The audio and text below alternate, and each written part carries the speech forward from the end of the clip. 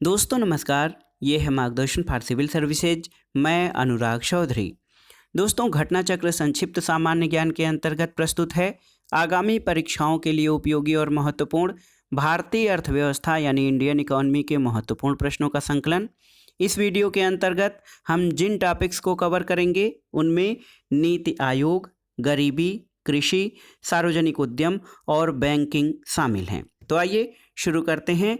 संक्षिप्त सामान्य ज्ञान भारतीय अर्थव्यवस्था का भाग 2। दोस्तों, नीति आयोग के बारे में सबसे पहले जानते हैं। नीति का फुल फॉर्म होता है national institution for transforming India. NITI Aayog दोस्तों योजना आयोग के स्थान पर स्थापित किया गया है।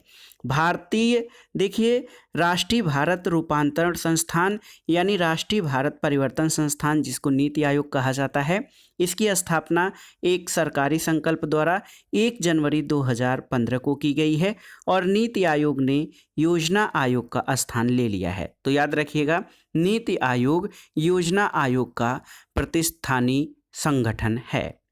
नीति आयोग सहकारी संघवाद के सिद्धांत का परिपालन करते हुए भारत सरकार को नीतिगत मुद्दों पर सलाह देने के लिए एक थिंक टैंक की भांति कार्य कर रहा है। दोस्तों, नीति आयोग अपने पूर्ववर्ती योजना आयोग की तुलना में अधिक समावेशी संस्था है। आगे देखते हैं दोस्तों, वर्तमान में नीति आयोग की संरचना किस प्रकार है। तो देखिए, योजना आयोग की तरह नीति आयोग में भी अध्यक्ष भारत सरकार के प्रधानमंत्री होते हैं। तो वर्तमान में नीति आयोग के अध्यक्ष नरेंद्र मोदी प्रधानमंत्री भारत सरकार हैं। इसके उपाध्यक्ष डॉक्टर राजीव कुमार कैबिनेट मंत्री का दर्जा है। मुख्य कार्यकारी अधिकारी अमिताभ कांत हैं। पूर्णकालिक सदस्यों में प्रोफेसर रमेश चंद्र राज्य मंत्री का दर्जा है, वीके सारस्वत राज्य मंत्री स्तर का दर्जा और डॉक्टर वीके पॉल शामिल हैं। आइए देखते हैं अब गरीबी को। गरीबी यानी पावर्टी। दोस्तों, गरीबी किसे कहा जाता है, सबसे पहले इसकी परिभाषा जान लेते हैं। गरीबी या निर्धनता उस स्थिति को कहते हैं जब किसी व्यक्ति की मूलभूत आवश्यकताएं जैसे भोजन, वस्त्र, आवास आदि की पूर्ति नहीं हो पाती हो। ऐसी स्थिति जब किसी व्यक्ति की मूलभूत आवश्यकताएं रोटी, कपड़ा, मकान कहा जाए तो इसकी पूर्ति नहीं हो पाती है, तो उस स्थिति को गरीबी कहा जाता है। सैद्धांतिक रूप में गरीबी की माप करने के लिए सापेक्ष और निरपेक्ष प्रतिमानों का प्रयोग किया जाता है। सापेक्ष प्रतिमान क्या है? तो देखिए, सापेक्ष गरीबी यह स्पष्ट करती है कि विभिन्न आय वर्गों के बीच कितनी विषमता है। इसको मापने के लिए 2 विधियों का प्रयोग किया जाता है, एक तो लारेंज वक्र और दूसरा गिनी गुणांक।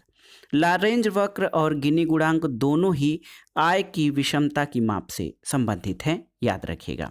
दोस्तों, सापेक्ष गरीबी की माप लारेंज वक्र विधि और गिनी गुणांक द्वारा किया जाता है और याद रखिएगा कि लारेंज वक्र और गिनी गुणांक दोनों ही आय की विषमता की माप करते हैं। लारेंज वक्र को 1905 में मैक्स ओ लारेंज और गिनी गुणांक को 1912 में कोरेडो गिनी इटली द्वारा विकसित किया गया था।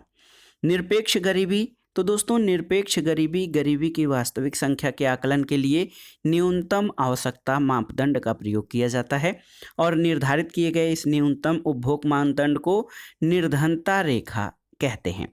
ये बहुत ही महत्वपूर्ण है दोस्तों। भारत में गरीबी की माप के लिए निरपेक्ष प्रतिमान का प्रयोग किया जाता है, तो ये भी महत्वपूर्ण प्रश्न है, आप इसको जान लीजिएगा। भारत में गरीबी निर्धारण के कुछ प्रयास किए गए हैं। पहली बात, सबसे पहले जो है, जब भारतीय जो सत्ता थी या भारतीय शासन ब्रिटिश औपनिवेशिक सत्ता के अधीन था, तो उस समय दादा भाई नौरोजी की पुस्तक poverty and un British rule in India में पहली बार गरीबी के मापन की अवधारणा प्रस्तुत की गई थी और योजना आयोग के द्वारा देश में गरीबी की माप के लिए 1989 में प्रोफेसर डी.टी. लकड़वाला की अध्यक्षता में एक समिति गठित की गई थी। इसके अलावा योजना आयोग ने भारत में गरीबी के आकलन के लिए सुरेश तेंदुलकर की अध्यक्षता में 2005 में एक समिति गठित की, जिन्होंने अपनी रिपोर्ट 2009 में सौंपी थी और जून 2012 में योजना आयोग ने गरीबी निर्धारण के लिए डॉक्टर सी रंगराजन की अध्यक्षता में एक समिति का गठन किया और इस समिति ने 30 जून 2014 को अपनी रिपोर्ट प्रस्तुत की। दोस्तों देखिए, रंगराजन समिति ने ग्रामीण क्षेत्रों के लिए 972 रुपये प्रति व्यक्ति और शहरी क्षेत्रों के लिए 1407 रुपये प्रति व्यक्ति मासिक उपभोग व्यय से कम उपभोग व्यय वाले व्यक्तियों को गरीबी रेखा से नीचे माना है। आइए देखते हैं दोस्तों, भारत सरकार द्वारा गरीबी निवारण के लिए कौन कौन सी कल्याणकारी यानी सामाजिक सुरक्षा के लिए योजनाएं चलाई गई हैं। इनमें देखिए, 2013 में राष्ट्रीय खाद्य सुरक्षा अधिनियम पारित किया गया। इसका उद्देश्य देश के प्रत्येक नागरिक को पर्याप्त मात्रा में खाद्यान्न उपलब्ध कराना है, जिससे उन्हें खाद्य और पोषण सुरक्षा मिले और वे गरिमापूर्ण जीवन जी सकें। इस अधिनियम के अंतर्गत 75% ग्रामीण आबादी और 50% शहरी आबादी यानी 2/3 मतलब 67% आबादी को भोजन का कानूनी अधिकार प्रदान किया गया है। तो ये है भोजन का कानूनी अधिकार, राष्ट्रीय खाद्य सुरक्षा अधिनियम 2013। दूसरी महत्वपूर्ण योजना है गरीबों के कल्याण के लिए अंत्योदय अन्न योजना। इस योजना की शुरुआत 25 दिसंबर सन 2000 को 1 करोड़ अति निर्धन परिवारों को रियायती दर पर खाद्यान्न उपलब्ध कराने के उद्देश्य से की गई थी और वर्तमान में इस योजना के तहत भारत के 2.5 करोड़ गरीब यानी गरीबी रेखा से नीचे के 38% परिवारों को प्रति माह 35 किलोग्राम अनाज रियायती दर पर, चावल और गेहूं 3 रुपये प्रति किलोग्राम और चावल 3 रुपये और गेहूं 2 रुपये प्रति किलोग्राम पर उपलब्ध कराया जा रहा है। इसके अलावा ये देखिए, प्रधानमंत्री किसान संपदा योजना। तो दोस्तों, मई 2017 में केंद्र प्रायोजित योजना संपदा यानी scheme for agro marine processing and development of agro processing clusters, इसको मंजूरी प्रदान की गई है और इसका 26 मई 2017 को पुनर्नामकरण करते हुए किसान संपदा योजना कर दिया गया है और वर्तमान में ये योजना प्रधानमंत्री किसान संपदा योजना के नाम से जानी जाती है। इसके अलावा प्रधानमंत्री किसान संपदा योजना एक व्यापक पैकेज है जिसके परिणाम स्वरूप खेत से लेकर खुदरा बिक्री केंद्रों तक दक्ष आपूर्ति श्रृंखला प्रबंधन के साथ आधुनिक अवसंरचना का सृजन किया जाएगा। आइए देखते हैं दोस्तों, गरीबी और बेरोजगारी उन्मूलन से संबंधित योजनाएं। देखिए, राष्ट्रीय ग्रामीण रोजगार गारंटी योजना, जिसको अब महात्मा गांधी राष्ट्रीय ग्रामीण रोजगार योजना कहा जाता है, मनरेगा 2006 में प्रारंभ हुआ। भारत निर्माण कार्यक्रम 2005 में, अंत्योदय अन्न योजना वर्ष 2000 में चालू की गई थी, जनश्री बीमा योजना 2000 में, प्रधानमंत्री ग्रामोदय योजना वर्ष 2000 में, अन्नपूर्णा योजना वर्ष 2000 में और जवाहर ग्राम समृद्धि योजना 1999 में प्रारंभ की गई थी और इन्होंने गरीबी और बेरोजगारी उन्मूलन में महत्वपूर्ण कार्य किया है। इसके अलावा दोस्तों, स्वर्ण जयंती ग्राम स्वरोजगार योजना 1999 में प्रारंभ हुई थी, स्वर्ण जयंती शहरी रोजगार योजना 1997 में, रोजगार आश्वासन योजना 1993 में, प्रधानमंत्री रोजगार योजना 1993 में, इंदिरा आवास योजना 1985 में, जवाहर रोजगार योजना 1989 में और देखिए DWCRA यानी ड्वाक्रा ये 1982 में और ट्राइसेम ये 1979 में प्रारंभ की गई थी, याद रखिएगा। अगला है महात्मा गांधी राष्ट्रीय ग्रामीण रोजगार गारंटी योजना, जिसको मनरेगा कहा जाता है।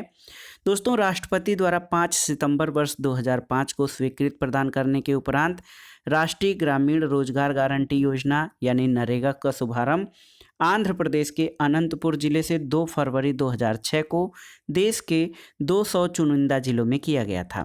वर्ष 2007-08 में इसका विस्तार 130 अतिरिक्त जिलों में किया गया और 1 अप्रैल 2008 को इसका विस्तार जम्मू कश्मीर को छोड़कर देश के सभी जिलों में कर दिया गया था। 2 अक्टूबर 2009 को नरेगा का नाम बदलकर महात्मा गांधी राष्ट्रीय ग्रामीण रोजगार गारंटी योजना मनरेगा कर दिया गया था और मनरेगा का लक्ष्य प्रत्येक ग्रामीण परिवार के एक वयस्क सदस्य को न्यूनतम 100 दिन का अकुशल रोजगार उपलब्ध कराना है। तो एक तरह से ये रोजगार की गारंटी देने वाली सरकारी योजना है। अगला है दोस्तों प्रधानमंत्री कौशल विकास योजना। तो प्रधानमंत्री की अध्यक्षता वाले केंद्रीय मंत्रिमंडल ने 1500 करोड़ रुपए की लागत वाली प्रधानमंत्री कौशल विकास योजना को 20 मार्च 2015 को मंजूरी प्रदान की और इसे 15 जुलाई 2015 को प्रारंभ किया गया था। और दोस्तों, प्रधानमंत्री कौशल विकास योजना, इस योजना का कार्यान्वयन कौशल विकास और उद्यमिता मंत्रालय के अधीन राष्ट्रीय कौशल विकास निगम द्वारा किया जा रहा है। आइए देखते हैं केंद्रीय योजनाएं और परियोजनाएं और उनके लागू होने की तिथि। प्रधानमंत्री किसान सम्मान निधि योजना ये 24 फरवरी 2019 से लागू है। कुसुम योजना 8 मार्च 2019 से। निर्वाचन ब्रांड योजना 2 जनवरी 2018 से। जल मार्ग विकास योजना 3 जनवरी 2018 से। देखिए, एक महत्वपूर्ण योजना है नेशनल न्यूट्रिशन मिशन यानी राष्ट्रीय पोषण मिशन, 8 मार्च 2018 से। प्रधानमंत्री मातृवंदन योजना 1 जनवरी 2017 से और प्रवासी कौशल विकास योजना 8 जनवरी 2017 से संचालित है। राष्ट्रीय वयोश्री योजना 1 अप्रैल 2017 से। और देखिए दोस्तों, दरवाज़ा बंद अभियान यानी दरवाज़ा बंद अभियान शौचालयों में शौच जाने को प्रेरित करने के लिए या खुले में शौच से मुक्ति के लिए दरवाज़ा बंद अभियान 30 मई 2017 से प्रारंभ किया गया। प्रधानमंत्री वय वंदना योजना 21 जुलाई 2017 से। स्टार्टअप इंडिया जो है ये 16 जनवरी 2016 से। ई नेशनल एग्रीकल्चर मार्केट, जिसको ई नाम कहा जाता है, ये 14 अप्रैल 2016 से। प्रधानमंत्री उज्ज्वला योजना 1 मई 2016 से प्रारंभ किया गया। प्रधानमंत्री रोजगार प्रोत्साहन योजना 9 अगस्त 2016 से। प्रधानमंत्री युवा योजना 9 नवंबर 2016 से। और एक महत्वपूर्ण योजना सुकन्या समृद्धि योजना 22 जनवरी 2015 से संचालित है। प्रधानमंत्री मुद्रा योजना 8 अप्रैल 2015 से। अटल पेंशन योजना 9 मई 2015 से। और प्रधानमंत्री कौशल विकास योजना ये 15 जुलाई 2015 से संचालित है। एक महत्वपूर्ण योजना स्वच्छ भारत मिशन है। स्वच्छ भारत मिशन को ऐसे क्लीन इंडिया मिशन भी कह सकते हैं। दोस्तों, इस मिशन की शुरुआत गांधी जयंती के अवसर पर 2 अक्टूबर 2014 को हुई और स्वच्छ भारत मिशन का लक्ष्य सभी ग्रामीण परिवारों को शौचालय की सुविधा प्रदान करते हुए 2 अक्टूबर 2019 तक भारत को खुले में शौच से मुक्त कराना था। मिशन इंद्रधनुष, तो दोस्तों ये 25 दिसंबर 2014 को केंद्रीय स्वास्थ्य और परिवार कल्याण मंत्रालय द्वारा बच्चों और गर्भवती महिलाओं के टीकाकरण के लिए मिशन इंद्रधनुष का शुभारंभ किया गया। तो याद रखिएगा, मिशन इंद्रधनुष योजना बच्चों और गर्भवती महिलाओं के टीकाकरण यानी वैक्सीनेशन के लिए शुरू किया गया था 25 दिसंबर 2014 को। इसके अलावा भारतीय कृषि से संबंधित प्रश्नों को आइए देख लेते हैं। दोस्तों, आप जानते हैं कि भारत एक कृषि प्रधान देश है जिसकी लगभग 55% जनसंख्या जनगणना 2011 के आंकड़ों के अनुसार कृषि और उनसे संबंधित गतिविधियों में संलग्न है। और आर्थिक समीक्षा 2020-21 के अनुसार चालू कीमतों पर जीवीए में कृषि और संबद्ध क्षेत्र का हिस्सा 2014-15 के 18.2% से घटकर 2019-20 में जो है दोस्तों 17.8% हो गया है। तो एक तरह से देखा जाए तो जो है दोस्तों कृषि का हिस्सा या प्रारंभिक जो गतिविधियां हैं उनका हिस्सा धीरे धीरे कम हो रहा है। आइए देखते हैं भारत में फसल प्रतिरूप के बारे में। दोस्तों, भारत में फसलों का वर्गीकरण फसलों के स्वरूप और ऋतुओं के आधार पर किया जाता है। फसलों के स्वरूप के आधार पर फसलों को खाद्यान्न और गैर खाद्यान्न फसलों में विभक्त किया जाता है।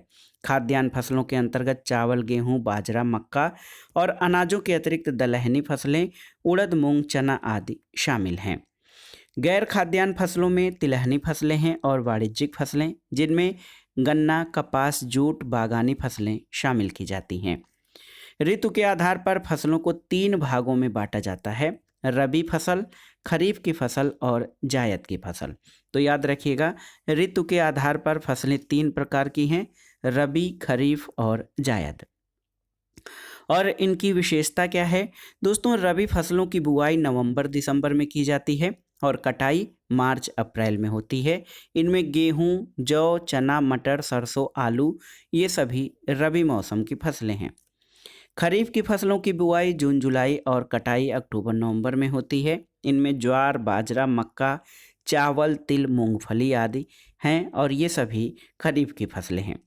इसके अलावा दोस्तों जायद की फसलें होती हैं। जायद की फसलों को ग्रीष्मकालीन फसलें भी कहा जाता है। इन फसलों को मार्च से जुलाई के मध्य पैदा किया जाता है। इनमें तरबूज, ककड़ी, खीरा आदि शामिल हैं। तो आपने देख लिया रबी, खरीफ और जायद की फसलों के बारे में। आइए देखते हैं भारत में कृषि ऋण के स्रोत। देखिए दोस्तों, भारत में कृषि ऋण के स्रोतों को दो भागों, संस्थागत स्रोत और गैर संस्थागत स्रोतों में विभाजित किया जाता है। संस्थागत स्रोतों में सरकार, सहकारी समितियां, वाणिज्यिक बैंक और क्षेत्रीय ग्रामीण बैंक आते हैं, जबकि गैर संस्थागत स्रोतों में साहूकार, व्यापारी, जमींदार, संबंधी आदि आते हैं। तकाबी दोस्तों, तकाबी वह ऋण है जो सरकार द्वारा कृषकों को फसल बुआई के समय दिया जाता है और फसल कटाई के समय वापस लिया जाता है। इसके अलावा भा भारत में सहकारी समितियों का विस्तार भारतीय सहकारी साख समिति अधिनियम 1904 के अस्तित्व में आने के बाद हुआ है। भारत में सहकारी समितियों की स्थापना का प्रमुख उद्देश्य क्या है? तो किसानों की वित्तीय आवश्यकताओं का पोषण और उनका साहूकारों के ऋण के जाल से संरक्षण रहा है।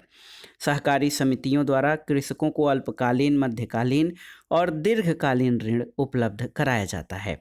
भारत में सहकारी ऋण का ढांचा त्रिस्तरीय है। इनमें शीर्ष स्तर पर प्रत्येक राज्य में राज्य सहकारी बैंक, जिला स्तर पर केंद्रीय जिला सहकारी बैंक और प्राथमिक स्तर पर कृषि साख समितियां होती हैं।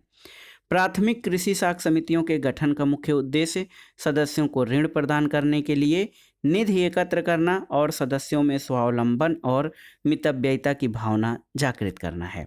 तो सहकारी समितियां बहुत ही महत्वपूर्ण है। किसानों की साख संबंधी अल्पकालीन, मध्यकालीन और दीर्घकालीन ऋणों की उपलब्धता सहकारी समितियों के माध्यम से किया जाता है। दोस्तों, जिला सहकारी बैंकों के कार्यों का निर्देशन समन्वय करने के लिए, ऋण सुविधाओं को उपलब्ध कराने के लिए राज्य सहकारी बैंक की स्थापना की जाती है, जो राज्य का शीर्ष सहकारी बैंक होता है। इनके सदस्य केवल केंद्रीय सहकारी बैंक होते हैं और ये आम लोगों को ऋण नहीं देता है। इसके अलावा एक भूमि विकास बैंक होते हैं, लैंड डेवलपमेंट बैंक। दोस्तों, भूमि विकास बैंक द्वारा कृषकों को दीर्घावधि के लिए ऋण प्रदान किया जाता है और भूमि विकास बैंक की स्थापना का उद्देश्य कृषकों को भूमि विकास कार्यों के लिए ऋण उपलब्ध कराना और पुराने ऋणों से मुक्ति दिलाना है।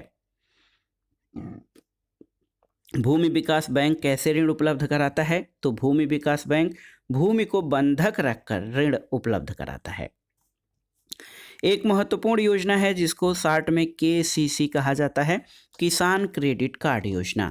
और ये प्रश्न बार बार आता है कि किसान क्रेडिट कार्ड योजना कब शुरू की गई थी? याद रखिएगा, 1998 में केंद्र सरकार द्वारा किसानों की कृषि साख संबंधी समस्याओं के समाधान के लिए किसान क्रेडिट कार्ड योजना शुरू की गई थी और इस योजना के अंतर्गत किसानों की वर्ष भर की कृषि वित्त आवश्यकताओं के अनुरूप एक साख सीमा का निर्धारण कर दिया जाता है। किसान उस साख सीमा के भीतर वर्ष भर में जितनी बार चाहे उतनी बार धन निकाल सकता है और किसानों को केवल निकाले गए धन पर ही ब्याज भुगतान करना होता है। आइए देखते हैं कृषिगत उपजों के अधिकतम उत्पादन वाले राज्य, और ये आंकड़े दोस्तों देख लीजिए, आर्थिक समीक्षा 2021 पर आधारित हैं। और ऐसे देखा जाए सामान्य रूप से चावल के उत्पादन में पश्चिम बंगाल, गेहूं उत्पादन में उत्तर प्रदेश, मक्का उत्पादन में कर्नाटक, मोटे अनाजों के उत्पादन में राजस्थान, दालों के उत्पादन में राजस्थान, कुल खाद्यान्न में उत्तर प्रदेश, मूंगफली उत्पादन में गुजरात, रेपसीड और सरसों में राजस्थान, सोयाबीन उत्पादन में मध्य प्रदेश, सूरजमुखी उत्पादन में कर्नाटक, कुल तिलहन के उत्पादन में राजस्थान, और देखिए गन्ना उत्पादन में उत्तर प्रदेश, कपास उत्पादन में गुजरात, जूट और मेस्ता के उत्पादन में पश्चिम बंगाल का प्रथम स्थान है। तो ये सारे आंकड़े कृषिगत आंकड़े रहे हैं। ग्रीन रेवोल्यूशन या हरित क्रांति क्या है? बहुत ही महत्वपूर्ण है दोस्तों। देखिए, भारत में अगर जो हम हरित क्रांति की बात करें तो 1960 के दशक में परंपरागत कृषि के स्थान पर वैज्ञानिक कृषि अपनाने की प्रक्रिया शुरू हुई थी। वैज्ञानिक कृषि का मतलब ये है कि उन्नत तकनीकी, उन्नत खाद, बीज और कीटनाशकों का प्रयोग किया जाना। वर्ष 1966-67 से कृषि क्षेत्र में एक नए तकनीकी परिवर्तन का दौर शुरू हुआ, जिसे कृषिगत विकास की नई व्यूह रचना अथवा हरित क्रांति की संज्ञा दी गई। और विश्व में हरित क्रांति के जन्मदाता नोबेल पुरस्कार विजेता अर्नेस्ट नार्मन बोरलाग थे। E.N. नार्मन अर्नेस्ट बोरलाग दोस्तों ये हरित क्रांति के जन्मदाता हैं। भारत में हरित क्रांति के जनक डॉक्टर M.S. स्वामीनाथन को कहा जाता है। और हरित क्रांति का सर्वाधिक लाभ किन राज्यों को मिला है? तो पंजाब, हरियाणा और पश्चिमी उत्तर प्रदेश के किसानों को ग्रीन रिवॉल्यूशन या हरित क्रांति का सर्वाधिक लाभ मिला है। न्यूनतम समर्थन मूल्य या MSP क्या है दोस्तों? Minimum supporting price. भारत में देखिए 23 फसलों के लिए न्यूनतम समर्थन मूल्य की अनुशंसा कौन करता है? कृषि लागत एवं मूल्य आयोग द्वारा किया जाता है, जबकि 2 अन्य फसलों के साथ केंद्र सरकार कुल 25 कृषि फसलों का न्यूनतम समर्थन मूल्य घोषित करती है। और न्यूनतम समर्थन मूल्य MSP जो है वो केंद्र सरकार द्वारा वर्ष में 2 बार रबी और खरीफ की फसलों के लिए घोषित की जाती है। कृषि लागत और मूल्य आयोग के बारे में जानते हैं दोस्तों। वर्ष 1965 में केंद्र सरकार ने कृषि उत्पादों की न्यूनतम कीमत निर्धारण के संदर्भ में सुझाव देने के लिए कृषि कीमत आयोग का गठन किया गया था। और 20 वर्षों बाद 1985 में इसका नाम बदलकर कृषि लागत और मूल्य आयोग कर दिया गया। आइए जानते हैं राष्ट्रीय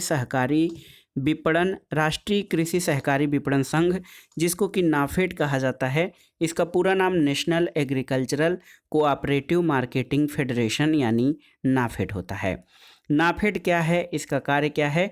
दोस्तों देखिए कि राष्ट्रीय कृषि सहकारी विपणन संघ की स्थापना 2 अक्टूबर 1958 को की गई थी।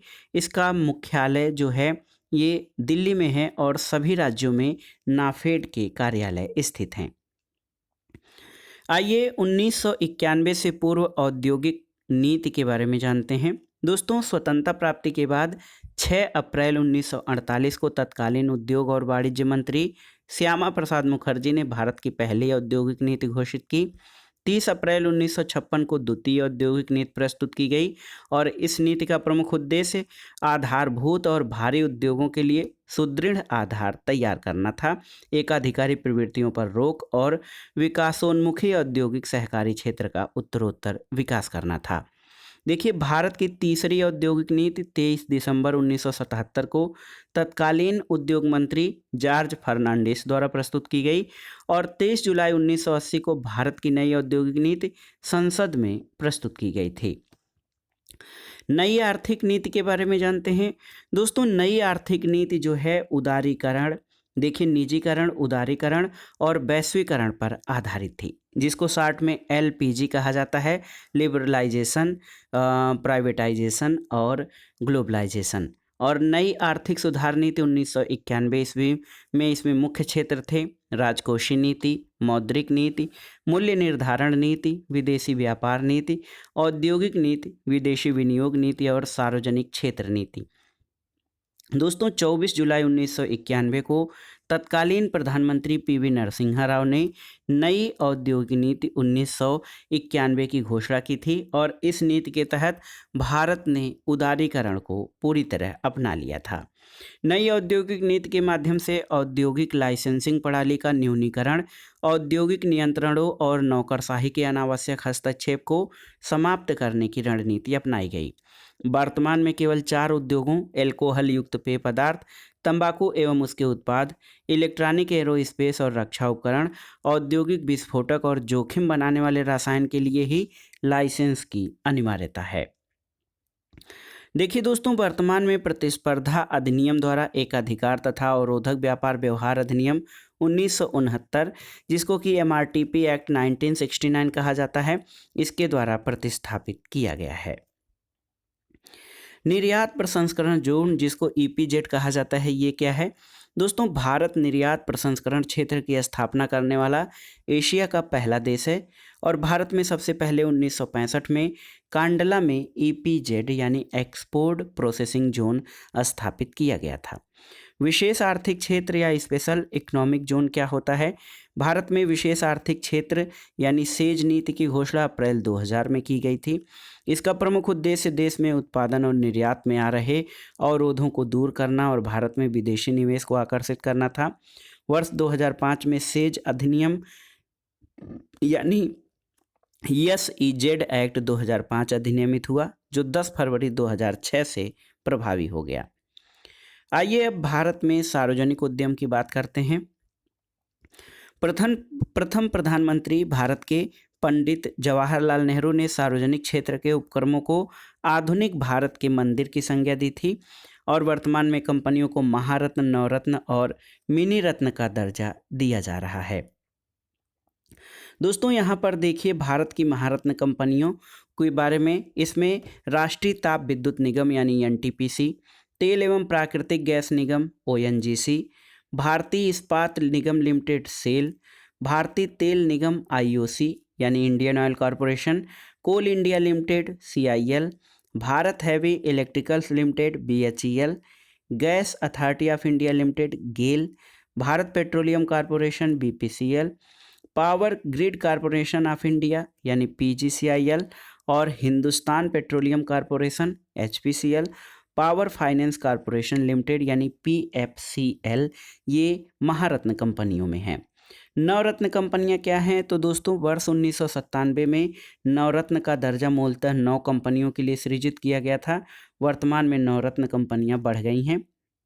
मिनी रत्न कंपनियां का शुभारंभ अक्टूबर 1977 में किया गया था और आपको बताना है कि वर्तमान में मिनी रत्न कंपनियों की संख्या कितनी है।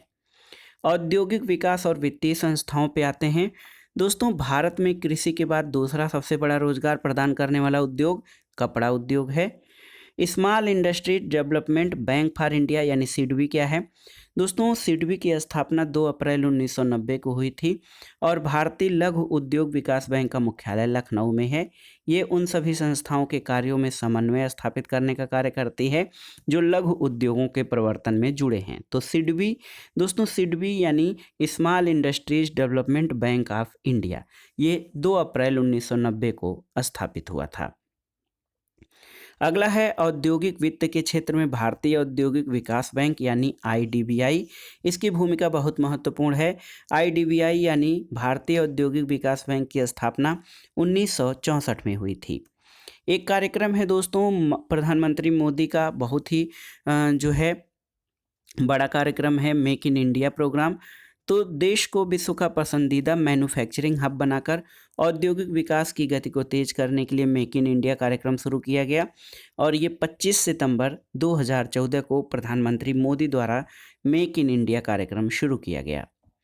आइए देखते हैं भारत में बैंकिंग क्षेत्र के उद्भव एवं विकास से संबंधित महत्वपूर्ण प्रश्नों को। देखिए दोस्तों, भारत में आधुनिक बैंकिंग प्रणाली का शुभारंभ 1770 में बैंक ऑफ हिंदुस्तान की स्थापना से हुआ। बैंक ऑफ हिंदुस्तान की स्थापना अलेक्जेंडर एंड कंपनी द्वारा विदेशी पूंजी के सहयोग से हुआ था। सीमित देयता के आधार पर अवध कमर्शियल बैंक, जिसकी स्थापना 1881 में हुई थी, भारतीयों द्वारा संचालित पहला बैंक था, लेकिन पूर्ण रूप से किसी भारतीय का पहला बैंक पंजाब नेशनल बैंक है, जिसकी स्थापना 1894 में हुई थी। अब आइए भारतीय रिजर्व बैंक के बारे में जानते हैं, जिसको शॉर्ट में हम RBI यानी रिजर्व बैंक ऑफ इंडिया कहते हैं।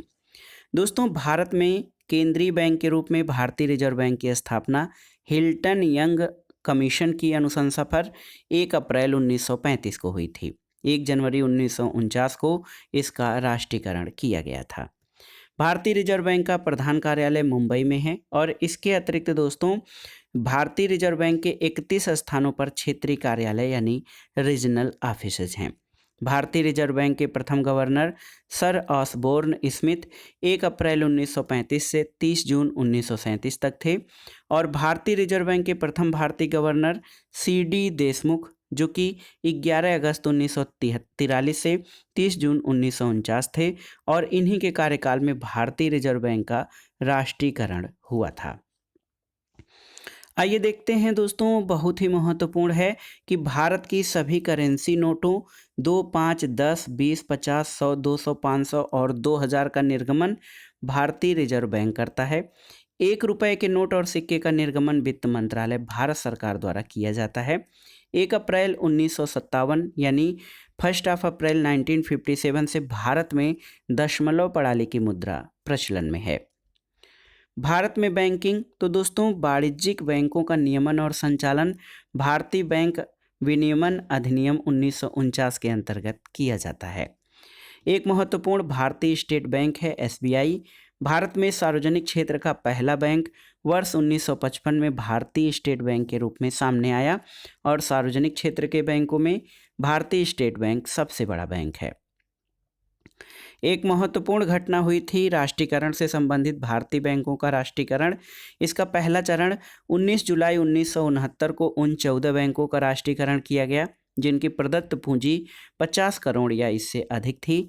जिन बैंकों का राष्ट्रीयकरण किया गया था उसमें Central Bank of India, Bank of Baroda, Bank of India, United Commercial Bank, Canara Bank, Dena Bank, Syndicate Bank, Union Bank of India, Allahabad Bank, Indian Bank, United Bank of India, Bank of Maharashtra, Indian Overseas Bank और Punjab national bank थे। दूसरा चरण दोस्तों 1980 में, तो 15 अप्रैल 1980 को 6 वाणिज्यिक बैंकों का राष्ट्रीयकरण किया गया। इन बैंकों में कौन कौन से? Andhra Pradesh Bank, New Bank of India, Punjab and Sindh Bank, Corporation Bank, Oriental Bank of India और विजया बैंक थे। दोस्तों बैंकों के आपस में विलय के तहत विजया बैंक और देना बैंक का विलय बैंक ऑफ बड़ौदा में हो गया जो 1 अप्रैल 2019 से प्रभावी है। ज्ञातव्य है कि अगस्त 2019 में वित्त मंत्री निर्मला सीतारमण द्वारा 10 सार्वजनिक क्षेत्र के बैंकों के आपस में विलय की घोषणा की गई थी और इस घोषणा के अनुसार ओरिएंटल बैंक ऑफ कॉमर्स और यूनाइटेड बैंक ऑफ इंडिया का विलय पंजाब नेशनल बैंक में, सिंडिकेट बैंक का विलय केनरा बैंक में, आंध्रा बैंक का तथा कारपोरेशन बैंक का विलय यूनियन बैंक ऑफ इंडिया में और इलाहाबाद बैंक का विलय इंडियन बैंक में हुआ था। और आपकी जानकारी के लिए बता दें कि 1 अप्रैल 2020 से विलय प्रभावी हो जाने के बाद देश में भारतीय स्टेट बैंक के अतिरिक्त राष्ट्रीयकृत बैंकों की संख्या अब 11 रह गई है। इन बैंकों के अलावा दोस्तों क्षेत्रीय ग्रामीण बैंक जिसको रीजनल रूरल बैंक कहा जाता है, इनकी स्थापना भी की गई। भारत में क्षेत्रीय ग्रामीण बैंक की स्थापना वर्ष 1972 में आरजी सरैया की अध्यक्षता में गठित बैंकिंग आयोग और जून 1975 में गठित नरसिम्हन समिति की अनुशंसा पर की गई थी। तो याद रखिएगा 1975 में नरसिम्हन समिति की अनुशंसा पर क्षेत्रीय ग्रामीण बैंक स्थापित किए गए थे और भारत में क्षेत्रीय ग्रामीण बैंकों की स्थापना का क्रम 2 अक्टूबर 1975 को प्रारंभ हुआ था। क्षेत्रीय ग्रामीण बैंक में कितनी कितनी पूंजी कौन लगाता है? दोस्तों क्षेत्रीय ग्रामीण बैंक में 50% पूंजी केंद्र सरकार द्वारा, 15% राज्य सरकार द्वारा और 35% पूंजी प्रवर्तक बैंक द्वारा लगाया जाता है। इसके अलावा दोस्तों देखिए NABARD national bank for agriculture and rural development NABARD है। याद रखिएगा नाबार्ड 1982 12 जुलाई 1982 को केंद्र सरकार ने कृषि और ग्रामीण विकास के लिए अलग से एक पृथक बैंक के रूप में राष्ट्रीय कृषि एवं ग्रामीण विकास बैंक जिसको नाबार्ड कहा जाता है इसकी स्थापना की। तो 12 जुलाई 1982 नाबार्ड बैंक की स्थापना बी शिवरामन समिति की अनुशंसा के आधार पर की गई। नाबार्ड का मुख्यालय मुंबई में है। और देखिए किसान क्रेडिट कार्ड प्रारंभ करने और स्वयं सहायता समूहों को बैंकों से जोड़ने में नाबार्ड की महत्वपूर्ण भूमिका रही है। अब आइए अन्य प्रमुख संस्थानों के बारे में जानते हैं। दोस्तों LIC यानी life insurance corporation of India, इसकी स्थापना 1956 में की गई। भारतीय जीवन बीमा निगम का मुख्यालय मुंबई में है। भारतीय बीमा विनियामक और विकास प्राधिकरण जिसको insurance regulatory and development authority कहा जाता है IRDA, इसका मुख्यालय कहाँ पर? हैदराबाद में है। दोस्तों भारतीय यूनिट ट्रस्ट यानी UTI की स्थापना 1964 में लघु बचत जो है दोस्तों लघु बचत बैंकों को म्यूचुअल फंड में निवेश को प्रोत्साहित करने के लिए की गई थी, यूटीआई। और यूटीआई का मुख्यालय मुंबई में है। लास्ट में राष्ट्रीय आवास बैंक, जिसको नेशनल हाउसिंग या नेशनल हैबिटेट बैंक कहा जाता है, इसकी स्थापना जुलाई 1988 में की गई है और इसका मुख्यालय नई दिल्ली में स्थित है। तो दोस्तों, ये था संक्षिप्त सामान्य ज्ञान, घटनाचक्र संक्षिप्त सामान्य ज्ञान, भारतीय अर्थव्यवस्था का भाग 2, जो अत्यंत ही महत्वपूर्ण था। इसमें हमने नीति आयोग, गरीबी, कृषि, सार्वजनिक उद्यम और बैंकिंग से संबंधित महत्वपूर्ण प्रश्नों को देखा, जो आपके आगामी परीक्षाओं के सामान्य ज्ञान और सामान्य अध्ययन के लिए बहुत ही उपयोगी हैं। दोस्तों, वीडियो आपको कैसा लगा हमें कमेंट बॉक्स में ज़रूर बताइएगा। वीडियो को लाइक करें, शेयर करें और इस चैनल मार्गदर्शन फॉर सिविल सर्विसेज को सब्सक्राइब करें। वीडियो देखने के लिए धन्यवाद दोस्तों। नमस्कार।